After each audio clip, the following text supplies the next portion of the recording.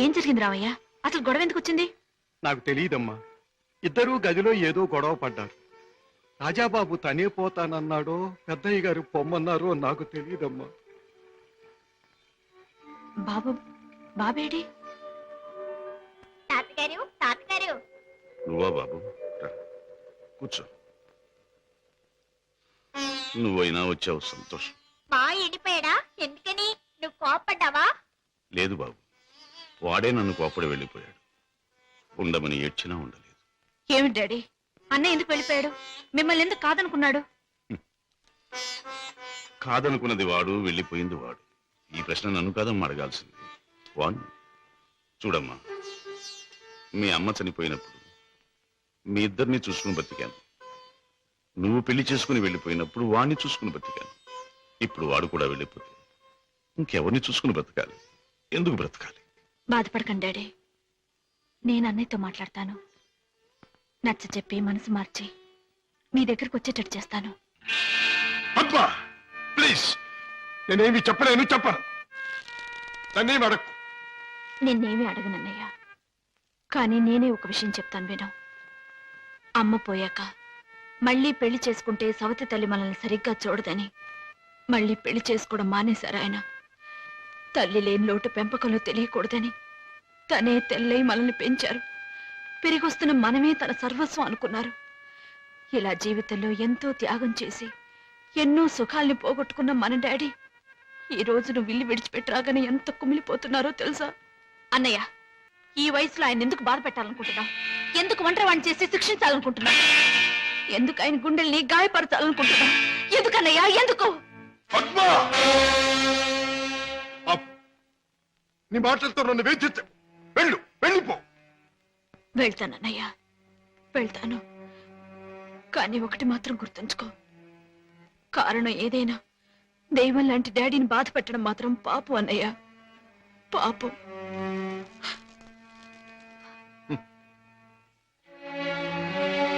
చెల్లెమ్మా, నన్ను పాపి అన్నావు, నేను చేసింది తప్పు అన్నావు. అయినా మరేం పర్వాలేదు. శివుడు విషాన్ని కక్కకుండా మింగకుండా ఎందుకు గొంతుకులో దాచుకున్నాడు?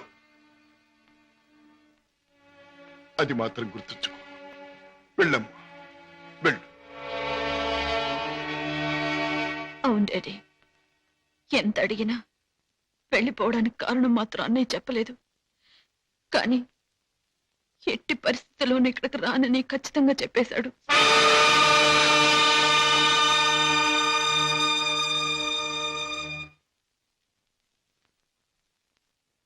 రాజా, అర్థం లేని నా బ్రతుకి అందమిచ్చావు. నిన్ను కలిసాకే నా జీవితం ఎంతో మధురంగా మధురంగా.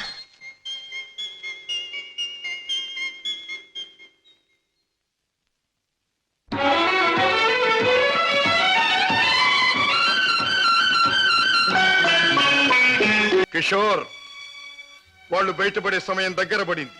అదిగో ఆ మంచం మీద స్పృహ లేకుండా పడి ఉన్నాడే, ఆ వ్యక్తి అమటాకి చెందినవాడు. రేపు ఉదయానికి కళ్ళు తెరుస్తాడు. వాడి ముఠా వివరాలు హరికథ చెప్పినట్టు చెప్తాడు.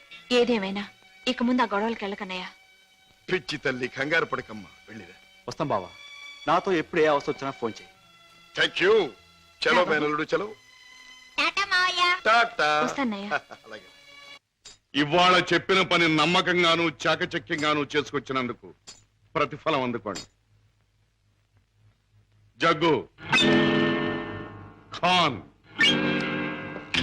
జానీ. హలో కిషోర్, నువ్వు కూడా డబ్బు అందుకోవడానికి తగిన వార్తలు ఏమైనా పట్టుకొచ్చావా? నేను చెప్పే కబురు ఎంత విలువైనదో నువ్వే నిర్ణయించుకో బాస్. మా బావ చేత పట్టుబడ్డ బహదూర్ స్పృహ లేకుండా ఆసుపత్రిలో పడున్నాడు. రేపు వాడికి స్పృహ రాగానే బలవంతాన వాడి చేత మన రహస్యం అంతా రాబట్టుకోవాలనుకుంటున్నాడు మా బావ. గుడ్ గుడ్, చాలా ముఖ్యమైన వార్త తెచ్చా. అందుకో ఈ డబ్బు. కిషోర్, పట్టుబడ్డ ఆ పరమాత్ముడు కళ్ళు తెరిస్తే నీ బావ బెదిరించడం ఖాయం. దాంతో వాడు మన జీవిత చరిత్రలన్నీ గడగడా చదివేస్తాడు. కనుక వాడు కళ్ళు తెరవకూడదు, వాడికి తెల్లవారకూడదు. Kishore, wait wait.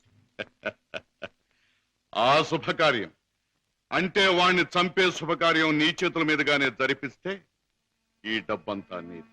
బాస్, ఏమిటి నువ్వనేది? వాడిని నేను హత్య చేయాలా? నో, అది నా వల్ల కాదు.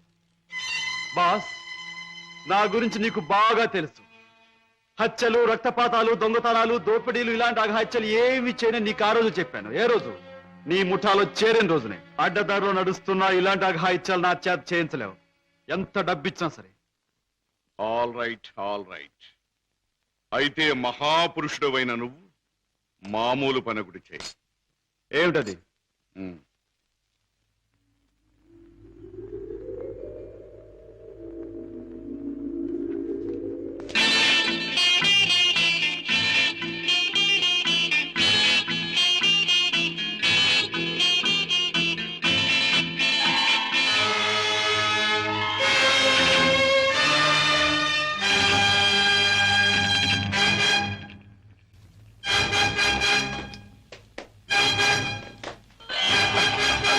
Sorry father.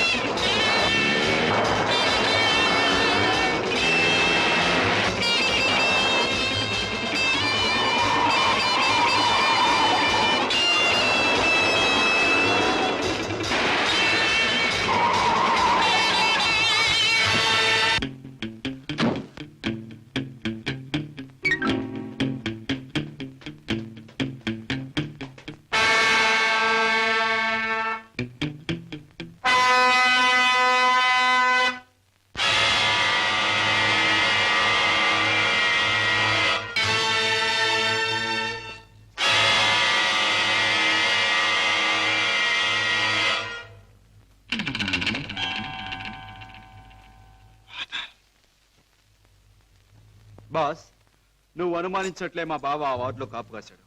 నన్ను చూసి వెంటపడ్డాడు. నేను అతను ఆసుపత్రి నుంచి బయటకు వచ్చేలా చేశాను. కనుక మన జాని తన పని తేలిగ్గా ముగించుకుండొచ్చు. బాస్, ఏమాత్రం తేడా లేకుండా పని జరిపేశాను. వాడి ప్రాణాలు తీసేశాను. Very good, very good. చేసిన పనికి అందుకోండి బహుమానం. కిషోర్, జానీ చేసిన పని కూడా నువ్వే చేసుంటే ఇది కూడా నీదే అయ్యుండే. Johnny, by the by Kishore, నీ వెంట తాచుపాములా తరుముకొచ్చిన మీ బావ నీ ముఖ సౌందర్యాన్ని చూడలేదు కదా? లేదు, అతను నన్ను ఏమాత్రం గుర్తించలేదు. Very good. ఇక మనల్ని గురించి అనుమానించడానికి మీ బావకు ఏ ఆధారమూ లేదు. ఈ సందర్భంగా మనకి దొరికిన ఆధారాలు రెండు. ఒకటి కర్చీఫ్. దానివల్ల ప్రయోజనం ఏముంది బాబు? ముక్కు ముది తుడుచుకోవడం తప్ప. బాబాయ్, కాస్త బుద్ధి ఉపయోగించి చూడు. కారులో కర్చీఫ్ దొరికింది అంటే ఇది ఆ కార్ డ్రైవ్ చేసిన వాడిదే అయి ఉండాలి. దీని మీద కే అనే అక్షరం ఉంది అంటే వాడి పేరు కూడా కే అనే అక్షరంతోనే ప్రారంభం అవుతూ ఉండాలి. సరే, రెండో ఆధారం ఏమిటి? ఆ కారు బ్లూ స్టార్ క్లబ్ దగ్గర ఆగింది అంటే ఆ క్లబ్ కి ఆ ముఠాకి ఏదో సంబంధం ఉండి ఉండాలి. ఇవాళ సాయంకాలం క్లబ్ లో నువ్వు ఈ గిటార్ వాయిస్తున్నావు. ప్రత్యేకంగా దీన్నే ఎందుకు వాయించాలి? ఇదో పరమ పవిత్రమైన గిటార్ అని కాదు. దీనిలో మనం ఒక దొరబాబుకు అందజేయాల్సిన వజ్రాలు ఉన్నాయి. ఇవిగో. గుడ్. దీన్ని ఎలా అందజేయాలి? సింపుల్. ప్రోగ్రాం జరుగుతుండగా మధ్యలో నువ్వు ఆ తీగ తెంపేస్తావు. నీ ముందు కూర్చున్న ఆ దొర టేక్ దిస్ మ్యాన్ అని తన దగ్గర ఉన్న గిటార్ నీకు అందిస్తాడు. నువ్వు థ్యాంక్ యూ వెరీ మచ్ అని దీన్ని వాడికి ఇస్తావు.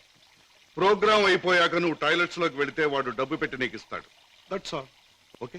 లేడీస్ అండ్ జెంట్మెన్, మీలో ఎవరైనా సరే మా club top pop singer mister Kishore Kumar తో పాటలోనూ ఆటలోనూ పోటీ చేయవచ్చు. పోటీలో గెలిస్తే ఫ్రీగా మా క్లబ్ లైఫ్ మెంబర్షిప్ సంపాదించవచ్చు. ఎవరైనా పోటీ చేసేవారున్నారా?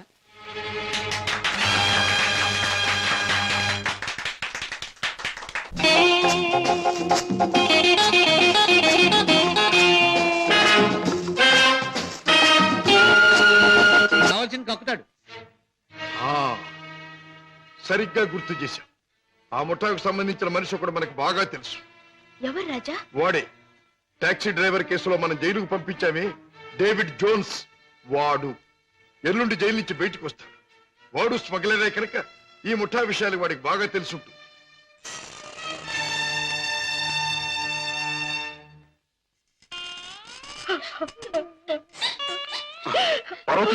బాబు ఏం జరిగింది? నువ్వు చేసిన పనికి నీకే 6 మాసాల లోపల కూర్చున్నావు. ఇరుగు పొరుగు కాకులు గద్దల్లో పొడుస్తుంటే, పిల్లల ఆకలని ఏడుస్తుంటే నా చావు నేను చచ్చాను. ఆ మహారాజు కనుక దయతో మమ్మల్ని ఆదరించకపోతే ఈ పాటికి నేను పిల్లలు ఏ కిరసనాలో పోసుకుని ఒళ్ళు కాల్చుకు చచ్చేవాళ్ళం. ఏ మహారాజు? జోన్స్. బాబు బాబు, నన్ను పోలీసులకు అప్పగించి మా వాళ్ళని మీరు ఆదుకున్నారా బాబు? వీళ్ళేమైపోతారోనని జైల్లో యమయాత్ర పడ్డారు బాబు. ఇక మీదటి నుంచి అటువంటి పెదవ పనులు చెయ్యను బాబు. లే జోన్స్, పాములతో చెలగట్టలాడేవాణ్ణి ఎప్పుడూ ఆ పాములే కాటేసి చంపుతాయి. మనసు మార్చుకుని మంచివాడైన మా నాన్నగారిని కూడా ఆ దుర్మార్గులే చంపారు. ఎవరు బాబు? ఎవరు? వాళ్లే, నీకు తెలిసిన వాళ్లే. నాకు వాళ్ళతో పరిచయం లేదు బాబు. కానీ ప్రతి నెల 1వ తారీఖున ఎవడో ఒక స్మగ్లర్ వ్యాన్లో దొంగ సరుకు తీసుకుని ఊరి చివరి బారికి వస్తాడు. అతను కోటికి 2 గులాబీలు ఉంటాయి. ఈ ముఠా వాళ్ళు అతన్ని బాస్ దగ్గర తీసుకెళ్ళడానికి 1 గులాబీతో వస్తారు. ఆ పువ్వుల్ని బట్టి ఒకరినొకరు గుర్తిస్తారు. Come in sir.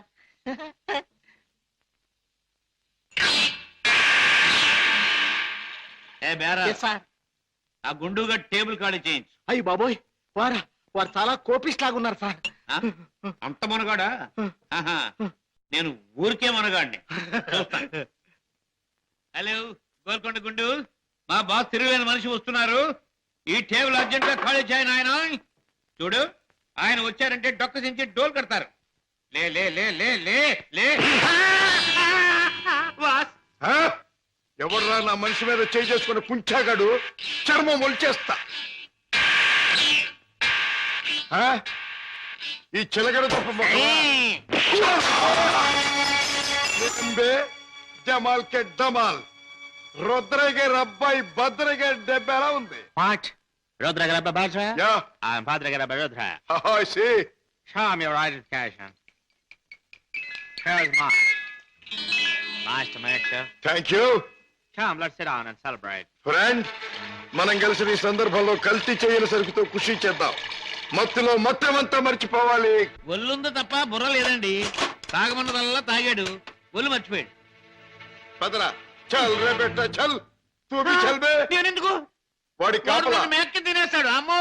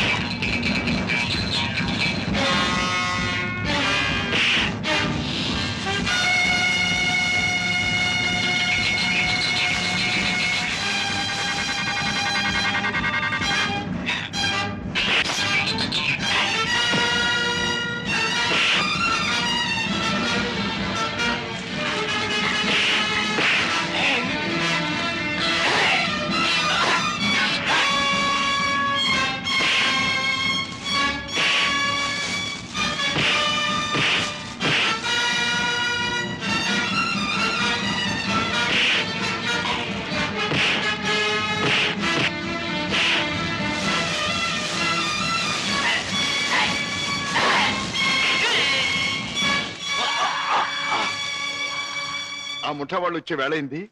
వాళ్ళ పని నేను చూస్తాను, వీడి పని నువ్వు చూడు.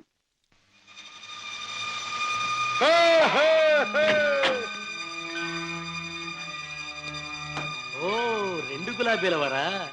ఓ 1 గులాబీ వారా? భద్రయ్య గారి అబ్బాయి రుద్రయ్య. రుద్రయ్య గారు అబ్బాయి భద్రయ్య గారు. మీ బాస్ ఎక్కడ? మిమ్మల్ని తీసుకురమ్మన్నారు. గుడ్. దారిలో నాకు కాబోయే ఆలుంది, దాన్ని కూడా ఎక్కించుకెళ్దాం. పదండి. అలాగే సార్, పదండి.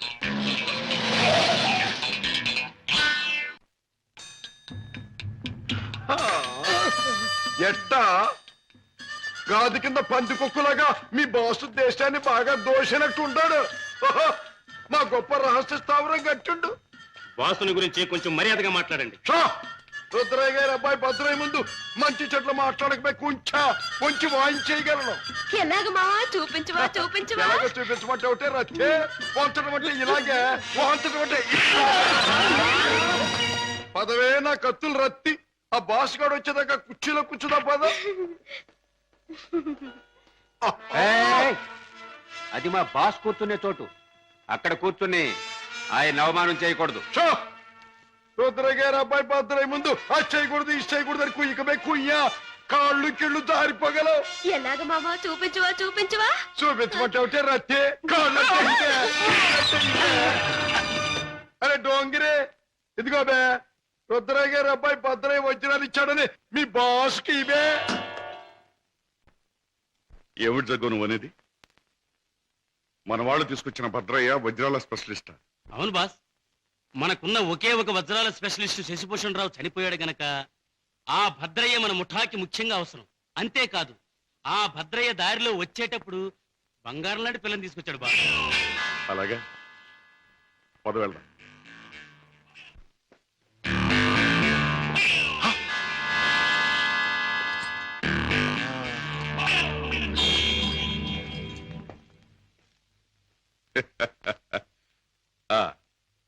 నువ్వేనా రుద్రయ్య గారి భద్రయ్యవు? నువ్వేనా బాస్ అనబడే కేసువి? అవును. ఏమిటి అలా చూస్తావు? నీ పేసు చూస్తుంటే ఎక్కడో చూసిన ఇంకో పేసు గుర్తుకొస్తోంది. ఏ ఫేస్?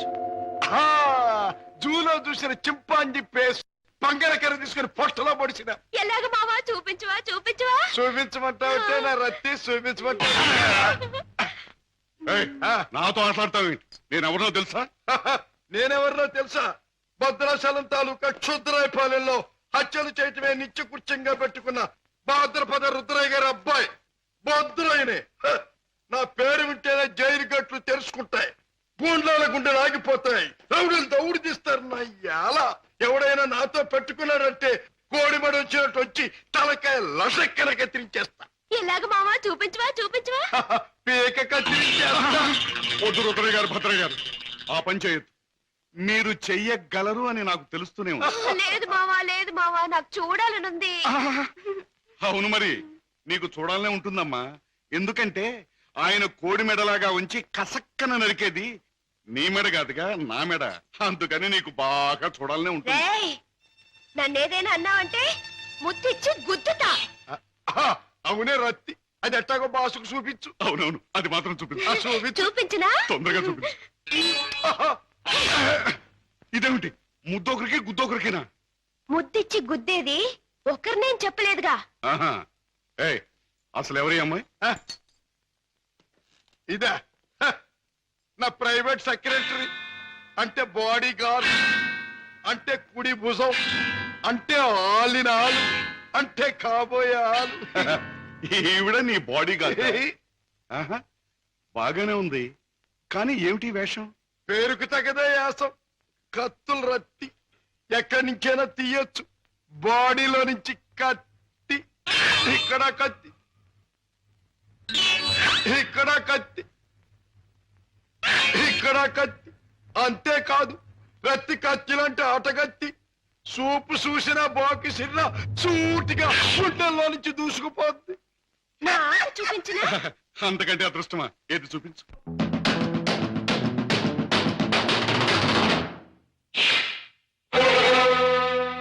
బరిలోకి దిగరా బంగారు మామా,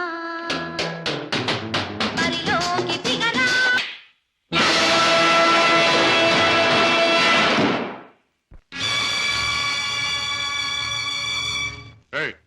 ఏమిటి ఆ పందరాన్ని ఎందుకు తగ్గొట్టారు? ఆ కుర్రాన్ని ఎందుకు బయటికి తీశారు? ఎవరు నువ్వు? హాంకాంగ్ నుంచి వచ్చిన వజ్రాల స్పెషలిస్ట్ అబ్దుల్లా నేనే. వేడు వాడు కలిసి నన్ను మోసం చేశారు. అలాగా? అయితే నువ్వెవరు? నిజం చెప్పు. నేనే బే, వజ్రాల స్పెషలిస్టుని, రుద్రయ్య గారి అబ్బాయి భద్రయ్యనే. ఆ వజ్రాలు పెట్టి తెచ్చింది కూడా నేనే. అబద్ధం. నన్ను కొట్టే సోనప్పుడు ఆ పెట్టతో వాడు వచ్చాడు. నాకి వంకాయ గాడు కాపల కూర్చున్నాడు. ఆయన కాపలా ఉండమంటే ఉన్నాను. నా తప్పే ఉంది. కొట్టక తప్పు. భద్రయ్య, నువ్వే మోసగాడవని తెలుస్తాను. ఎవరు నువ్వు? ఎందుకు వచ్చావు ఇక్కడికి? మర్యాదగా చెప్పు, లేదా నీ రత్తి బుర్రలోంచి బుల్లెట్ దూసుకుపోతుంది. నువ్వంత శ్రమ పడక్కర్లేదు. నేనెవరినో కాదు, రాజాని. అయితే బావను మేనల్లుని రక్షించుకోవడానికి వచ్చావన్నమాట. అంతేకాదు, నా తండ్రిని దారుణంగా చంపిన నిన్ను నీ ముఠాని సర్వనాశనం చేయటానికే వచ్చాను. నన్ను నా ముఠాని సర్వనాశనం చేసే కార్యక్రమంలో వచ్చావా? ఆ, నిన్ను కన్నవాడినే నా గుప్పిట్లో పెట్టుకుని ఆడించి కాలరాసిన వాణ్ణి, లోకం నన్ను అనుమానించకుండా బెస్తపేట రౌడీగా మసలిన జిత్తుల మారిని, నీ ప్రక్కనే ఉంటూ నిన్ను నమ్మించి మోసగించిన మొనగాణ్ణి నన్నే సర్వనాశనం చేస్తావా?